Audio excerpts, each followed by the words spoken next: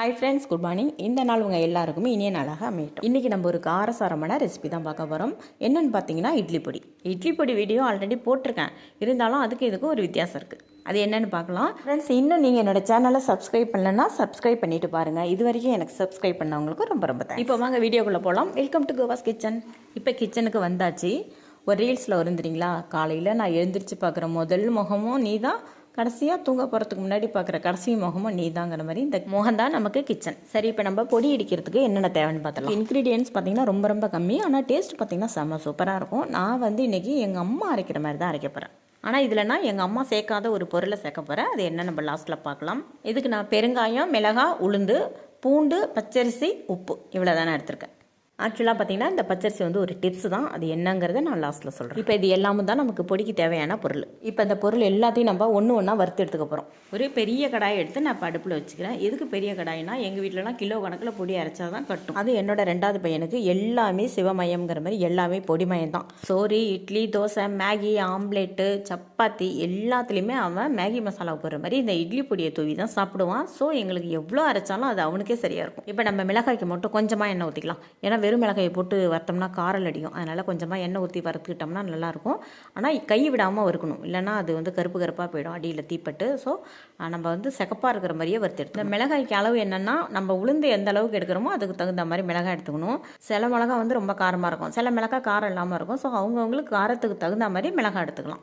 நான் வந்து இந்த டம்ளரில் 2 டம்ளர் உளுந்து எடுத்துருக்கேன். அதுக்கு வந்து இவ்வளோ மிளகாய் எடுத்துருக்கேன். இப்போ நம்ம அந்த எண்ணெயில் போட்டு கைவிடாமல் அப்படியே அழகாக வறுத்து எடுத்துக்கலாம். சூடாக இருக்கும்போது பார்த்திங்கன்னா மிளகாய் வந்து மடங்குற மாதிரி தான் இருக்கும், சவசவன்னு. ஆனால் அது கொஞ்சம் நேரம் ஆனால் ஆட்டோமேட்டிக்காக உங்களுக்கு முறுமுறுன்னு ஆகிடும். நீங்கள் முறுமுறுன்னு அவ்வளோன்னு போட்டு வறுத்துக்கிட்டே இருக்கக்கூடாது. எல்லாத்தையும் ஒரேடியாக கொட்டினதுனால இது கிளறத்துக்கு ரொம்ப கஷ்டமாக இருக்குது. அப்புறம் ஒன்று போல் மிளகாய் வந்து வறுபடாது. ஸோ நான் பாதியாக இதை வறுத்து எடுத்துக்கிறேன். அப்போ தான் நமக்கு தாராளமாக ஒரே மாதிரி எல்லாம் வறுபடும். இப்போ 2ஆக பிரித்து வச்ச மிளகாய் ரெண்டுத்தையுமே நம்ம வறுத்து எடுத்து ஒன்றா கொட்டி வச்சாச்சு. நெக்ஸ்ட் நம்ம உளுந்து தான் வறுக்க போகிறோம். இதுக்கு வந்து நான் கருப்பு உளுந்து தான் யூஸ் பண்ண போகிறேன். ஆல்ரெடி ஒரு வீடியோ போட்டிருந்தேன்னு சொன்னேன் பார்த்தீங்களா. அதுக்கு இதுக்கு என்ன டிஃப்ரென்ஸ்னால், அது வந்து வெள்ளை உளுந்தில் பண்ணியிருப்பேன். இது வந்து நம்ம கருப்பு உளுந்தில் பண்ண போகிறோம். இப்போல்லாம் கருப்பு உளுந்து அந்த தோல் வந்து ரொம்ப நல்லது அப்படிங்கிறாங்க. ஸோ நம்ம வந்து இந்த கருப்பு உளுந்திலே பண்ணிக்கலாம். ஆனால் ஏன் இதில் நான் கருப்பு உளுந்தில் இது வரைக்கும் பண்ணலான்னா, அந்த வெள்ளை உளுந்தில் பண்ணும்போது பொடியை பார்த்திங்கன்னா அப்படியே ரத்த கலரியாக ரணகலமாக இருக்கும். அப்படி இருந்தால் தான் என் பையனுக்குமே பிடிக்கும். ஆனால் இப்போல்லாம் வந்து கருப்பு உளுந்தில் இருக்கிற அந்த தோலுக்கு தான் சத்து அதிகம்னு சொல்லிட்டு அந்த தோல் நீக்கக்கூடாதுங்கிறாங்க. ஸோ இந்த தடவை வந்து நம்ம கருப்பு உளுந்தில் ட்ரை பண்ணி பார்க்கலான்னு. ஆனால் அம்மா அரைக்கிற மாதிரி சொன்ன பார்த்திங்களா, அம்மா வந்து எப்போவுமே கருப்பு உளுந்தில் தான் அரைப்பாங்க. ஆனால் மற்ற இன்க்ரீடியன்ட்ஸ் எல்லாமே ஒன்று தான். அவங்க கருப்பு உளுந்தில் அரைப்பாங்க. நான் இது வரைக்கும் வெள்ளை உளுந்தில் அரைச்சேன். சரி, இந்த தடவை நம்ம கருப்பு உளுந்தில் பொடி கருப்பாக போனாலும் பரவாயில்ல, கருப்பு உளுந்துலே அரைக்கலாம் அப்படின்னு சொல்லிட்டு அரைக்கிறேன். இந்த கருப்பு உளுந்தையும் நம்ம அப்படியே கைவிடாமல் கிண்டிகிட்டே இருக்கணும். தீயை வந்து நம்ம சன்னமாக வச்சுக்கலாம். அப்போ தான் வந்து நமக்கு டக்குன்னு கருகவும் கருகாது, சீக்கிரமாக நமக்கு வறுபடும். நமக்கு வந்து இந்த கருப்பு உளுந்து முன்னாடிலாம் எவ்வளோ தூரம் வறுபடுதுன்னு தெரியாது. ஏன்னா இது ஏற்கனவே கருப்பாக இருக்குது. அதனால் இது இன்னும் கருப்பாக போணுச்சுன்னா என்னாலேயே நமக்கு தெரியாது. அதனால் இதில் ஒரு 4 வெள்ளை உளுந்து சேர்த்து போட்டுக்கிட்டிங்கன்னா அந்த வெள்ளை உளுந்து கலர் மாறுறதை வச்சு நம்ம அந்த கருப்பு உளுந்தோட வறுபடுற தன்மையை கண்டுபிடிச்சிட்டு ஸ்டாப் பண்ணிக்கலாம். அதனால் ஃபஸ்ட்டு இதோட வறுக்கிறது தன்மை தெரியாதவங்க கொஞ்சம் வெள்ளை உளுந்தை போட்டு சேர்த்து வறுத்துக்கிட்டிங்கன்னா அந்த வெள்ளை உளுந்த கலர் மாறும்போது இதுவும் வறுபட்டுடுச்சு அப்படின்னு நம்ம கரெக்டாக தெரிஞ்சுக்கிட்டு ஆஃப் பண்ணிடலாம். அது மட்டும் இல்லை, நம்ம வாயில் போட்டு கடித்தோம்னா சவுக்குன்னு இல்லாமல் கடுக்கு முடுக்குன்னு சத்தம் கேட்டதுன்னா நம்ம ஒரு முடிவுக்கு வந்துடலாம், இது வறுபட்டுடுச்சு. இப்போ உளுந்தை எடுத்து நம்ம கீழே இறக்கி வச்சிடலாம். அதை தூக்கி நம்ம தனியாக கொட்டிகிட்டு இருக்கோம். ஏன்னா ஏற்கனவே கடாய் வந்து சரியான வெயிட்டு. இதை தூக்கி கொட்டுறன்னு கையில் காலில் போட்டுட்டு தேவையில்லாத வேலை. நம்ம அதை அப்படியே ஆறட்டும், அந்த சூட்டில் இருந்துக்கிட்டே அது இருக்கட்டும். நம்ம வந்து தனியாக ஒரு பேன் எடுத்து வச்சு அதில் உப்பை போட்டு நல்லா அது மாதிரி வறுத்து எடுத்துக்கலாம். உப்பு பார்த்திங்கன்னா நசன்னு இருக்கும் பார்த்திங்களா, அது பொடியில் வந்து ஈரத்தோடு போட்டு அரைச்சா பொடி வந்து ஒரு மாதிரி கொசன்னு ஆகிடும். ஸோ உப்பை நல்லா வறுத்து எடுத்துக்கலாம். கடைசின்னு இந்த பச்சரிசி இதையும் நம்ம நல்லா வறுத்து எடுத்துக்கலாம்.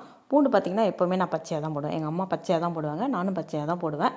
பச்சையாக போட்டால் பொடி வீணாக போகாதான்னு சில பேருக்கு கொஸ்டின் இருக்கும். கிடையவே கிடையாது, சூப்பராக இருக்கும் பொடி. இன்னும் சொல்ல போனீங்கன்னா ரொம்ப வாசனையாக இருக்கும். அது மட்டும் இல்லை, பூண்டு போட்டு அரைச்ச உடனே பொடி வந்து நசன்னு ஆகிடும் அப்படின்னு சில பேர் சொல்லியிருக்காங்க. நான் வந்து அரைச்சி உங்களுக்கு காமிக்கிறேன். பூண்டு போட்டு அரைச்ச பிறகு அந்த பொடி வந்து எவ்வளோ பொறன்னு இருக்குது பாருங்கள். ஆனால் அந்த பூண்டு போட்டு அரைக்கிறதுக்கு ஒரு மெத்தட் இருக்குது. அது மாதிரி அரைச்சிங்கன்னா பொடி வந்து பொறனே இருக்கும். அதை நம்ம வீடியோவில் பார்க்கலாம். இப்போ பச்சரிசி நல்லா வறுபட்டுடுச்சு. இதையும் நம்ம தனியாக எடுத்து வச்சிடலாம். இப்போ உளுந்தையும் மிளகாயும் நம்ம ஒன்றா மிக்ஸ் பண்ணிவிட்டு நம்ம அதை சேர்த்து மிக்சியில் போட்டு அரைச்சிடலாம். என்கிட்ட இப்போதைக்கு இந்த சின்ன ஜார் தான் இருக்குது, பெருசு வந்து ரிப்பேரில் இருக்குது. ஸோ நம்ம இந்த சின்ன ஜாரில் எவ்வளோ கொள்ளுமோ அந்த அளவுக்கு போட்டு அரைச்சிக்கலாம். ஆனால் நிறைய பொடி இருக்கிறதுனால நிறைய டைம் அரைக்கிற மாதிரி தான் இருக்கும். வேறு வழியில் அரைச்சி தான் ஆகணும். அதனால் நம்ம கொஞ்சம் கொஞ்சமாக போட்டு இந்த மிளகாயும் இந்த உளுந்தையும் சேர்த்து நம்ம அரைச்சிக்கலாம். இந்த மாதிரி நம்ம ஒவ்வொரு தடவை அரைக்கிறப்ப அதில் ஒரு தடவையில் வந்து நம்ம அதில் எவ்வளோ பெருங்காயம் சேர்க்க முடியுமோ அந்த அளவுக்கு பெருங்காயம் சேர்த்துக்கிட்டு அதையும் அரைச்சிக்கலாம். பொடி வந்து ரொம்ப வாசமாக இருக்கும். நம்ம இந்த மாதிரி கொஞ்சம் கொஞ்சமாக பொடி அடித்து இந்த மாதிரி தாம்பாளம் மாதிரி இருக்கிற தட்டில் போட்டுக்கலாம். ஏன்னா பொடி ரொம்ப அப்படியே பவுடராக அடிக்கிறதுனால அது சூடாக இருக்கும். அதனால் நம்ம இந்த மாதிரி தாராளமாக ஒரு தாம்பாளத்தில் போட்டுடணும். இப்போ எப்படி மிளகாத்தூள்லாம் அரைச்சோம்னா நம்ம ஒரு அங்கேயே பேப்பரில் கொட்டி அப்படியே பரப்பி விடுவாங்க இல்லையா, அந்த மாதிரி. இப்போ நம்ம எல்லாத்தையும் அரைச்சி முடித்ததுக்கப்புறமா நம்ம வறுத்து வச்சுருந்த உப்பை வந்து இதோட மிக்ஸ் பண்ணிக்கலாம். இந்த மாதிரி தேவையான அளவுக்கு உப்பை அந்த பொடியில் போட்டு இந்த மாதிரி மிக்ஸ் பண்ணிக்கணும். இப்போ உப்பு சேர்த்து மிக்ஸ் பண்ண இந்த பொடியை திருப்பி நம்ம பூண்டு சேர்த்து அரைக்க போகிறோம். இப்போ நம்ம தேவையான அளவுக்கு பொடியை இந்த மிக்ஸி ஜாரில் எடுத்துக்கிட்டு இந்த பூண்டு இருக்குது பார்த்திங்களா, அதை முழுசாக போட்டோம்னா அது உருட்டிட்டு நிற்கும். நாம்ளே உருட்டி போடுற சைஸில் நம்ம போட்டுட்டோம்னா அது நல்லா பவுடராக போயிடும். இந்த மாதிரி குட்டி குட்டியாக கட் பண்ணிவிட்டு திரும்பவும் பொடியோட கொஞ்சம் கொஞ்சமாக போட்டு மிக்ஸ் பண்ணுறது. இது பூண்டை வந்து பொடியோட மிக்ஸ் பண்ணுறதுக்காக ஃபஸ்ட்டே நம்ம பூண்டை போட்டு அரைச்சிட்டோம்னா பூண்டில் ஈரத்தன்மை இருக்கிறதுனால உளுந்து மிளகாயெல்லாம் சரியாக அரைப்படாது. அதனால் உளுந்து மிளகாயை நல்லா பவுடர் பண்ணி அரைச்சி வச்சிடணும். கடைசியாக தான் நம்ம பூண்டை மிக்ஸ் பண்ணி அரைக்கணும். பாருங்கள், அரைச்சிட்டு வந்து கொட்டுறேன். கொஞ்சம் கூட கொசன்னு இல்லாமல் எப்படி அப்படியே பவுடராக கொட்டுது பாருங்கள். இந்த மாதிரி நம்ம ஒவ்வொரு தடவையும் கொஞ்சம் கொஞ்சமாக பொடி எடுத்துட்டு நம்ம இந்த பூண்டு சேர்த்து அரைச்சாலும் அரைக்கலாம். அப்படி இல்லைனா மொத்தமாக அந்த பூண்டை குட்டி குட்டியாக கட் பண்ணிவிட்டு நம்ம இந்த பொடியோட மிக்ஸ் பண்ணிடலாம். மிக்ஸ் பண்ணிவிட்டு அந்த பொடியை நம்ம கொஞ்சம் கொஞ்சமாக அரைச்சி கொட்டி வச்சுக்கலாம். நம்ம இப்போ இதே மாதிரி எல்லா பொடியும் அரைச்சி வச்சிடலாம். அரைக்க அந்த பச்சை பூண்டோட வாசனை அவ்வளோ சூப்பராக இருக்குது. அவ்வளோதான், இந்த பொடியோட வாசனை வெளியில் வந்த உடனே என் பையன் வந்துட்டான் தோசைட்ட கொடுங்கம்மான்ட்டு. இந்த பொடியை பார்த்த உடனே அவன் முகத்தில் பார்க்கணுமே ஒரு சந்தோஷத்தை, அவ்வளோ ஹாப்பி. இப்போ நம்ம எல்லா பொடியுமே அரைச்சி முடிச்சிடலாம். ஃபஸ்ட்டு நான் சொன்ன பார்த்தீங்களா, எங்கள் அம்மா சேர்க்காத ஒரு பொருள் நான் சேர்க்க போகிறேன். அது வந்து இந்த பச்சரிசி தான். இது ஒரு டிப்ஸாக கூட நீங்கள் எடுத்துக்கலாம். அது என்ன டிப்ஸ்னால், அந்த பச்சரிசியை நம்ம கடைசியாக குறைன்னு ரொம்ப பவுட்ரு மாதிரி இல்லாமல் கொஞ்சம் நறுக்கு புறுக்குன்னு ரவாயோட கொஞ்சம் அதிகமாகவே பெருசாக இருக்கணும் அந்த அளவுக்கு நம்ம அரைச்சிட்டு இந்த பொடியில் மிக்ஸ் பண்ணிட்டோன்னு வைங்களேன், பொடி வந்து இன்னும் பொறன்னு இருக்கும். அதாவது நம்ம சாப்பிடும்போது அந்த க்ரன்ச் மாரி கடுக்கு முடுக்குன்னு நமக்கு வாயில் படும் பார்த்தீங்களா, சில பேருக்கு அப்படி இருந்தால் தான் பிடிக்கும். அது மாதிரி அந்த பொடி வந்து சாப்பிடும்போது நறுக்கு புறுக்குன்னு லேஸாக கடிப்படும். அவ்வளோ சூப்பராக இருக்கும் அதோட டேஸ்ட்டு. இப்போ எல்லாம் நம்ம அரைச்சி முடிச்சாச்சு. நம்ம இப்போ இந்த இடத்த கொஞ்சம் க்ளீன் பண்ணிக்கலாம், இல்லாட்டி நமக்கு அடுத்த வேலை ஓடாது. அப்புறம் இதில் ஒரு முக்கியமான விஷயம் நம்ம மறந்துட்டோம். கருப்பு உளுந்து போட்டால் பொடி வந்து கருப்பாக இருக்குமோன்னு சொல்லிட்டு எனக்கு ஒரு டவுட் இருந்துச்சு. ஆனால் பாருங்கள், பொடி வந்து உண்மையிலேயே அவ்வளோ சூப்பராக இருக்குது. பார்க்கறதுக்கு நல்லாயிருக்கு, டேஸ்ட்டும் அவ்வளோ சூப்பராக இருந்துச்சு. அதுவும் கருப்பு உளுந்து போட்டு இந்த அளவுக்கு கலர் வந்திருக்குன்னா எவ்வளோ சூப்பராக இருக்கும் பாருங்கள். ஏன்னா மிளகாயும் உங்களுக்கு அந்த அளவுக்கு கலர் அப்படியே மணலாக இருக்குது பாருங்கள். என் பையன் செகண்ட் டைம் வந்துட்டான் தோசை இட்டு கொடுங்கன்னு சொல்லிட்டு. நான் போட்டு ஆட்டில் திருப்பவும் கீழெல்லாம் செஞ்சிருச்சு. ஸோ நம்ம இதெல்லாம் க்ளீன் பண்ணிவிட்டு நம்ம தோசை ஊற்ற ஸ்டார்ட் பண்ணிடலாம். இப்போ நம்ம தோசை ஊற்றிக்கலாம். என்னோடய பையனுக்கு பார்த்திங்கன்னா முறுமுறுன்னு வேணும் தோசை, அதனால் நம்ம மெலிசாக ஊற்றி எடுத்துக்கலாம். என் பையனுக்கு பார்த்திங்கன்னா ரொம்ப மெலிசாக முறுமுறுன்னு வேணும். ஆனால் எனக்கெல்லாம் பார்த்திங்கன்னா பொடி தொட்டு சாப்பிட்றதுக்கு நல்லா சாஃப்டாக இட்லி மாதிரி இல்லைனா அந்த தோசையே பன்னு மாதிரி ரொம்ப சாஃப்டாக மெதுன்னு ஊற்றினா ரொம்ப பிடிக்கும். ஸோ அவனுக்கு முறுக்குன்னு ஊற்றிட்டேன், எனக்கு வந்து ரொம்ப சாஃப்டாக ஊற்றிக்கிட்டேன். இந்த இட்லி பொடியை நீங்களும் வீட்டில் செஞ்சு பாருங்கள், ரொம்ப அருமையாக சூப்பராக இருக்கும். பொடியை இடிச்சிட்டு எல்லாத்தையும் ஒரு கண்ணாடி பாட்டிலில் இல்லைனா ஒரு ஏர்டைட் கண்டெய்னரில் போட்டு வச்சிட்டோம்னா நமக்கு கடைசி ஸ்பூன் சாப்பிட்ற வரைக்குமே அதே மணத்தோட அதே டேஸ்ட்டோடு இருக்கும்.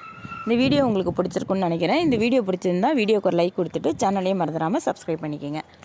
நெக்ஸ்ட் நான் ஆல்ரெடி இட்லி பொடி பண்ண பார்த்தீங்களா, அந்த வீடியோட லிங்க்கு நான் இந்த வீடியோவில் கொடுக்குறேன். மட்டும் இல்லை, சப்பாத்தி ரொட்டிக்கு கூட சவுத் இண்டியன் ரெசிபிலேருந்து நார்த் இந்தியா ரெசிபி வரைக்கும் ரொம்ப ஈஸியாக போனமா வந்தமாங்கிற மாதிரி குருமாலாம் நிறைய வெரைட்டியாக அப்லோட் பண்ணியிருக்கேன். விருப்பப்படுறவங்க ஃப்ரீயாக இருக்கிற டைமில் போய் பாருங்கள். மீண்டும் ஒரு நல்ல ரெசிபியோட உங்களை வந்து மீட் பண்ணுற வரைக்கும் டாடா பை பை. என்னோட வீடியோ பார்த்ததுக்கு ரொம்ப தேங்க்ஸ்.